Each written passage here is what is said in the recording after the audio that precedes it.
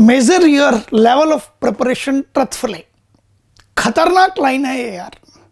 Student इस समय आके कहते हैं सर बहुत प्रिपरेशन किया था, परफॉर्म नहीं कर पाया जेईई मेन जनवरी सेशन में। एंड जब भी कोई आके ये कहता है कि मैंने प्रिपरेशन किया था, परफॉर्म नहीं किया, तो मैं उसे हमेशा एक चीज कहता हूँ कि यार अपनी लेवल ऑफ प्रिपरेशन को एक बार स्कैन कीजिए ट्रथफुली, पूरी पारदर्शिता के साथ और पूरी शालीनता के साथ समझने की कोशिश कीजिए कमी कहाँ रह गई प्रिपरेशन में।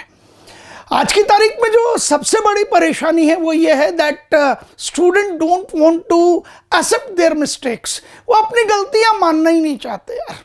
और दूसरी ये चीज़ है कि वो जिस लेवल ऑफ प्रिपरेशन को समझते हैं कि वो बहुत ज़बरदस्त है, डेफिनेटली वो एट पार लेवल पे नहीं होता। और प्रिपरेशन को परफॉर्मेंस में कन्वर्ट करने का एक ही सक्सेस फॉर्मूला है कि आप क्वेश्चंस की प्रैक्टिस कीजिए, सेलेक्ट कीजिए कि किस टॉपिक पे मैंने कितने क्वेश्चन किए हैं, उसके बाद में PYQ के अकॉर्डिंग, प्रीवियस ईयर क्वेश्चंस के अकॉर्डिंग अपनी स्ट्रैटेजीज को डिफाइन कीजिए। और यदि आप ये नहीं करते हैं तो आप एक्सपर्ट की मदद लीजिए। मोशन कोटा पे हम लोग इस काम के लिए बिल्कुल तैयार रहते हैं and we are ready to support you people, you amazing students. सिर्फ और सिर्फ अपने ओरिएंटेशन को बदलना है। तो यार सब चीज़ों को छोड़ते हैं, सीधा क्वेश्चन पे आते हैं। मॉडर्न फिजिक्स का एक बहुत इंपॉर्टेंट टॉपिक है फोटो इलेक्ट्रिक इफेक्ट। रेगुलरली इससे क्वेश्चन आते हैं और जिसे कह सकते हैं आसान क्वेश्चन आते हैं। यूजुअली स्टूडेंट प्रिपेयर नहीं करते, बहुत सारे इसके पीछे बहाने बनाते हैं। मैं उस दिशा में जाना नहीं चाहता, मैं तो सीधा आपको कहाँ लेके आना चाहता हूँ कि आप प्रिपरेशन कीजिए, अपने आप को इम्प्रूव करते हुए सब कुछ अच्छा होगा, कमाल होगा, मैं गारंटी से कह सकता हूँ आपको। तो क्वेश्चन क्या कहता है? रेगुलर क्वेश्चन है दैट एक मेटेलिक प्लेट है, उसे हम एलिमिनेट कर रहे हैं। जिसे एक धात्विक प्लेट कहते हैं, उस पर हम प्रकाश जो है आपतित कर रहे हैं और प्रकाश की जो आवृत्ति है वो F1 और F2 है एक तरीके से। और जब हम इन आवृत्तियों को आपतित करते हैं तो प्रकाश इलेक्ट्रॉनों का उत्सर्जन होता है। Means you are illuminating the plate with incident light and because of that photo electric emission is taking place.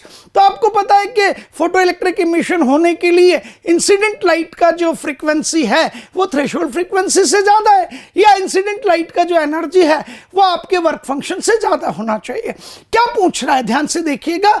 जब इलेक्ट्रॉन आपका इमिट होता है, जिसे आप फोटो इलेक्ट्रॉन कहते हैं, तो उसकी काइनेटिक एनर्जी 0 से KE मैक्सिमम तक होती है।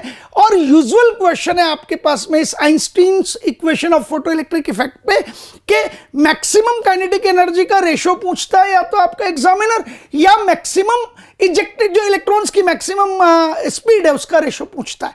जब काइनेटिक एनर्जी मैक्सिमम होगी तो स्पीड भी मैक्सिमम होगी। ये प्रिपरेशन का ट्रथफुल इवैल्यूएशन है कि यार इस तरह के क्वेश्चन आते थे और इस तरह के क्वेश्चन मैंने प्रिपेयर किए या नहीं किए, और प्रिपेयर भी स्मार्ट वर्क से किए या नहीं किए, दोनों चीजों को कंबाइन करके शो करता हूं। तो क्वेश्चन में आपको दिखेगा that threshold frequency is F0, you are illuminating with 2 F0 first time and second time you are illuminating with 5 F0। And आपसे पूछा है कि जो इजेक्टेड इलेक्ट्रॉन्स हैं दोनों केसेस में, उनकी मैक्सिमम स्पीड का रेशो कितना होता है। एंड मैं बताता हूं कि स्टूडेंट कैसे काम करता है जिसने ट्रथफुल प्रिपरेशन की है। सर 2 F0, 5 F0, 2 - 1 1, 5 - 1 4 एंड 1/4, 1/4 का root 1/2। Sir 1:2 is the answer. अब जब वो 1:2 आंसर कहता है, क्या कहता है? 2 - 1 upon 5 - 1, it is 1/4 and root of that 1/2 and the answer is 1/2। पूरी दुनिया देखते रह जाती है उसको, यार ये क्या है, ये कौन सा अलादीन का चिराग लेके बैठे हो यार, क्या कर रहे हो? उसने प्रिपरेशन की है बॉस, ट्रथफुल प्रिपरेशन की है। अब सिखाता हूं मैं आपको that what's the theory behind it और क्या स्मार्ट प्रिपरेशन है। आपको मालूम है कि यहां मैंने F लिया है, फ्रीक्वेंसी को यूजुअली न्यू लेते हैं। आपने मेटेलिक प्लेट को एलिमिनेट किया, थ्रेशोल्ड फ्रीक्वेंसी F0 है, वर्क फंक्शन का फॉर्मूला हो गया दैट इज HF0। चौक ले लेता हूं मैं यार, उसी से काम चलता है सारा का सारा। ठीक है, Einstein's equation of photo electric effect कहता है कि KE मैक्सिमम, क्योंकि जो इलेक्ट्रॉन इजेक्ट होंगे जिन्हें आप फोटो इलेक्ट्रॉन कहते हैं, P/E लिख रहा हूं, उनकी काइनेटिक एनर्जी वेरी होती है 0 से KE मैक्सिमम तक। तो KE मैक्सिमम का फॉर्मूला है that is HF - W। M क्या है? मास ऑफ द इलेक्ट्रॉन, ये लीजिए। और स्पीड मैक्सिमम कितनी है, तो 0 से लेके आप वी मैक्स तक जाते हो, तो के मैक्स का जो वैल्यू है it is half m v max square कर दीजिए इसको, ठीक है, और फिर आप कहेंगे it will be equals to h f means e minus डब्ल्यू। अब डब्ल्यू क्या है, एच एफ नॉट है ना, तो आपने इसको लिखा H F minus H F not और एच कॉमन आ गया। रेशो वैल्यू थोड़ी कैलकुलेट करनी है यार, यही चीज सीखनी है। तो आपने कहा सर के ई मैक्स 1 और के ई मैक्स 2, पहले केस में आपका फ्रीक्वेंसी कितना था F1 और दूसरे केस में कितना है F2। पहले केस में मैक्सिमम स्पीड कितना है V1 और दूसरे केस का मैक्सिमम स्पीड कितना है V2, तो के ई मैक्स 1 कितना हो जाएगा, हाफ एम V1 का स्क्वायर। सेकंड टाइम में के ई मैक्स कितना हो जाएगा, हाफ एम V2 का स्क्वायर।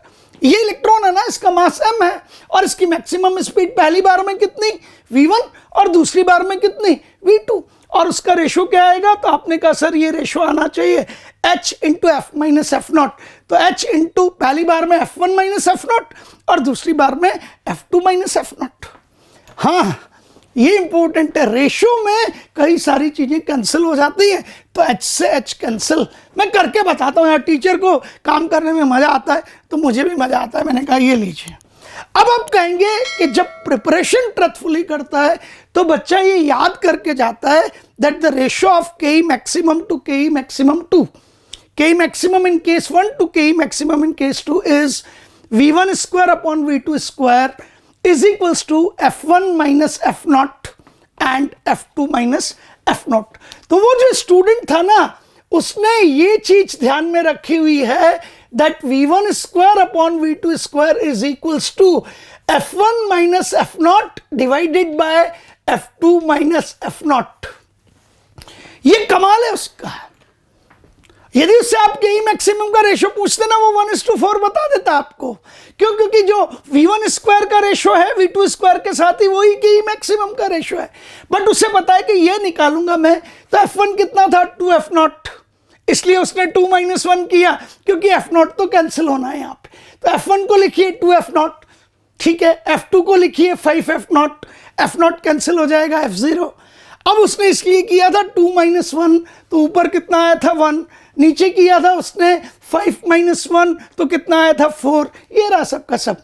F1 कितना था 2F नॉट, F2 कितना था 5F नॉट, ऊपर बचा F नॉट, नीचे बचा 4F नॉट, कैंसिल।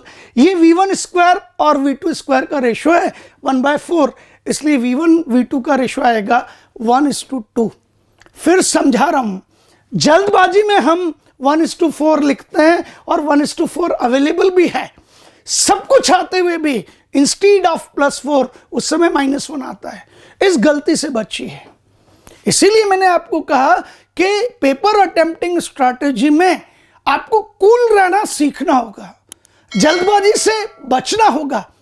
यहां हम हमेशा कहते हैं जल्दबाजी करनी भी होगी लेकिन दुर्घटना से बचना होगा, तो आप जल्दबाजी कीजिए लेकिन दुर्घटना से बचिए। ये रेशो किसका है, V1 square to V2 square is F1 minus F naught upon F2 minus F naught, 2 minus 1 upon 5 minus 1, 1/4। ये स्क्वायर का रेशो है, इसलिए आंसर स्पीड का रेशो क्या आएगा 1:2। That's the way. अब आप पता कीजिए कि क्या इस लेवल पर आप इस फॉर्मूले को याद करके गए या नहीं। यदि आप इस फॉर्मूले को, क्योंकि आपको ये पता है इस तरह का क्वेश्चन आना है, this kind of question I have to face, लिख के दे रहा हूं। ये अभी जनवरी सेशन खत्म हुआ है, अप्रैल में फिर रिपीट होगा। हो सकता है स्पीड का रेशो ना पूछे, मोमेंटम का रेशो पूछ ले, वो भी 1:2 आएगा। हो सकता है काइनेटिक एनर्जी का रेशो पूछे, दैट विल बी 1:4, आएगा यही, आएगा यही। समझ रहे हैं आप मेरी बात को। तो यदि आपका लेवल ऑफ प्रिपरेशन ये नहीं है, आपको ये फॉर्मूला डायरेक्ट याद नहीं है, इसका यूटिलाइजेशन आपने नहीं किया हुआ, इसका मतलब आपका प्रिपरेशन लेवल ठीक नहीं है। उस प्रिपरेशन लेवल को सुधारिए। कहाँ सुधारेंगे, तो आप तो जानते हैं मोशन है ना, तभी तो सारी दुनिया कहती है मोशन है तो भरोसा है। Thank you.